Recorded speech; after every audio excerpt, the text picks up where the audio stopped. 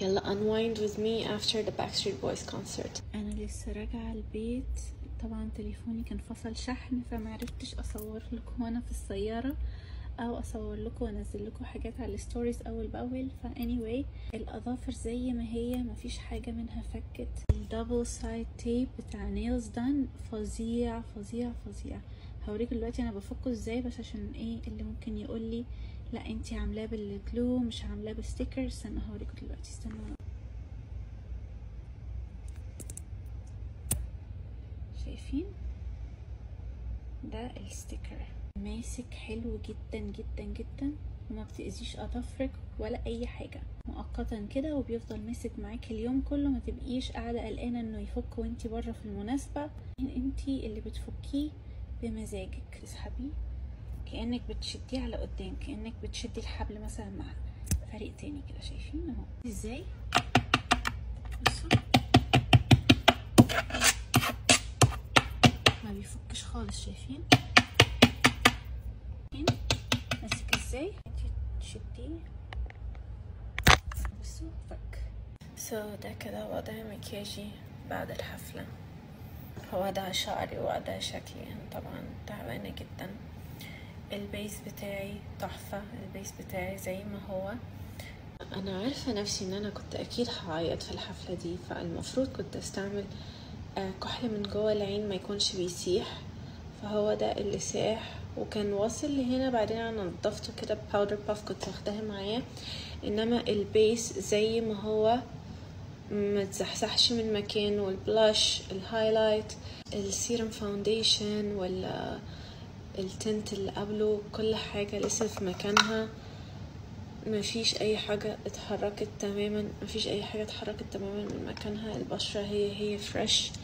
فده بيرجع لتكنيك الميك اب وكمان تثبيت مع الفيكسينج سبراي وكده.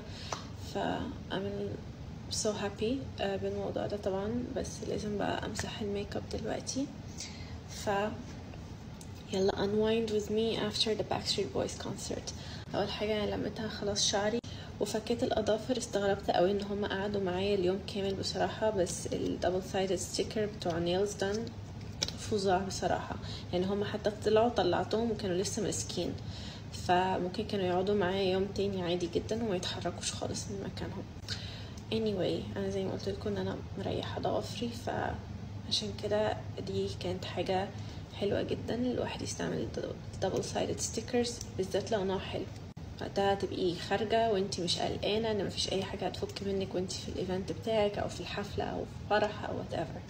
بتبقي ضامنه ان انتي تعدي كل يومك بكل شياكتك واناقتك. يلا unwind with me after the Backstreet Boys concert. اول حاجه هنعملها ان انا اشيل العدسات.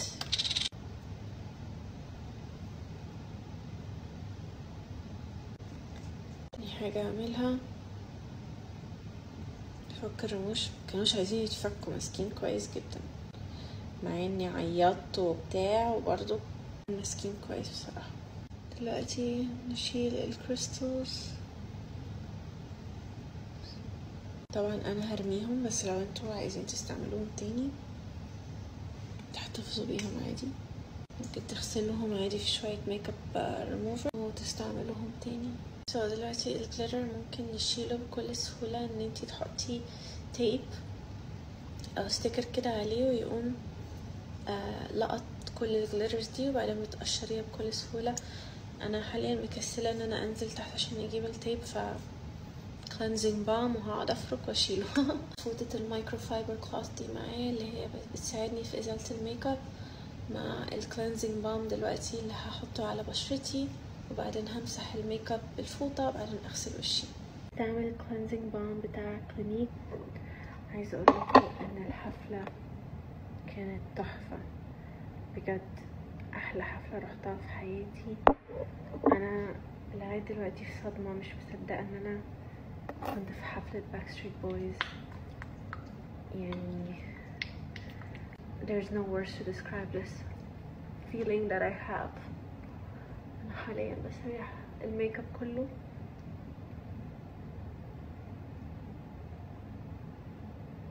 Baby don't go breaking my heart, breaking my heart.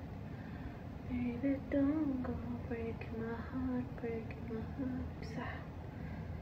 كنت في شوية جليتر هنا وهنا، ده كله علشان انا ما عملتش بالتيب والستيكر، فده طبيعي ان هي تتنطور على وشي شوية جليتر. anyway دلوقتي هدخل اغسل وشي. الفوطة دي طبعا هتتغسل على الايد اوكي علشان ما تتحطش مع الغسيل.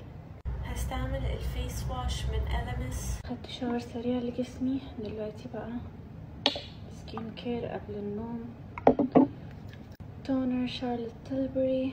عايزة اقول لكم ان الحفلة كانت تحفة، كل اللي كان فيها فعلا جيلي وجيل الثمانينات، فيعني الثمانينات والتسعينات كانوا كلهم هم اللي موجودين في الحفلة. ما كانش في اطفال، ما كانش في مراهقين، الاطفال الوحيدين كانوا جايين مع مثلا مع اهاليهم وبتاع.